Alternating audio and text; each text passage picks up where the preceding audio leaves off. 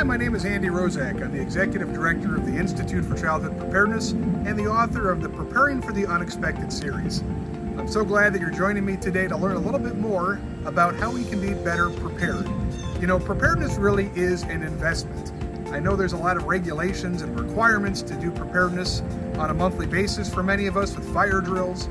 But really, we want to think of preparedness as being more than just a chore. We want to think about preparedness as being something that we do that can really help us get a return on our investment in case, heaven forbid, something bad really does happen to our program. So let's talk about 3 quick tips on how you can become better prepared today. First and foremost, we used to say practice makes perfect. Well, I like to say practice makes prepared. So the more we can practice our emergency plans, the more we can put them into play in everyday settings, the more that we can really create realistic scenarios to test out our plans, the better we're going to be. Here's a short clip about how you can take your fire drills to the next level and still have some fun and some creativity in your program. So every month we're required to do fire drills, and those are a perfect opportunity to test out our emergency response plans. But too often we see fire drills not taken seriously. So next month I challenge you to construct a little burning bush in your hallway and pretend like this is the fire. So in this classroom, every month we go out the classroom door and we make a left to our exit. But this month we're going to try something different. We're not able to go left, so now we're going to have to think about what are our alternative options to get out of the building. Just one more way that we're taking our drills more seriously and trying to keep kids all the more safe. All right, tip number 2, let's get all the contacts we need and let's get them organized well in advance. You know, there's an old saying in the emergency preparedness world that you don't want to be exchanging business cards on the scene of a disaster. And boy, oh boy, I can't tell you how much farther ahead you'd be if you got all these contacts aligned ahead of time. During a disaster and an emergency is not the time to be sorting through the phone book and trying to figure out who's who and who do you call. So getting things organized, very, very important. Who do you need to have on speed dial? Well, your insurance is a good one to start with. Local services that can help you out, fire department, police department, emergency medical services like EMTs and paramedics. Also, there's a lot of nonprofit organizations inside cities that are there to help you. They may have private philanthropy arms or foundations that can come to help.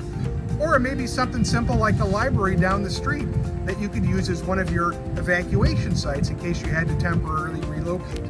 The bottom line is, all of these need to be in place ahead of time. You need to have signed agreements in place. You need to have contacts. You need to check regularly, because people do leave jobs, to make sure that your contacts are up to date and that everything can work smoothly. We were doing a training once for a city, and we had a whole bunch of early childhood professionals in the room. And come to find out, we said, where would you go if you lost power and it was the middle of winter and you couldn't stay in your program? And wouldn't you know, there was about 30 programs represented, and they all picked the same place. They all picked the local public library.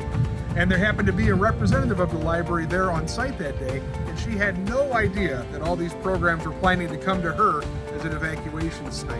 So a little bit of pre-planning, a little bit of networking, a little bit of connections ahead of time can really make things all the more smooth. Finally, one of the things that we talk about a lot is being situationally aware of your surroundings. We talk about this in great detail in our active shooter book, but really, it's time to put down those phones. It's time to be aware of what's going on around us, who is around us, what sounds, what sights, what smells that we're seeing, and making sure that we're really paying attention, because time really is of the essence. And if we can identify a potential problem a few minutes or a few seconds before it happens, that's going to give us more time to react and respond and make sure that we can have a little bit of a better outcome. So really maintaining your situational awareness, being aware of everything that's going on around you, not getting so focused on a phone or on a particular child or particular issue that you lose sight of what's going on in your world around you. Very, very important.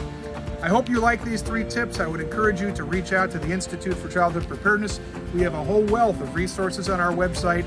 And of course, we have the wonderful Preparing for the Unexpected series, the books that go into much, much greater detail, walk you through different scenarios, provide you with real-world information, provide you with actionable tips, tools, and resources that you can use today to make your program more safe. So as we like to say, don't be scared, be prepared.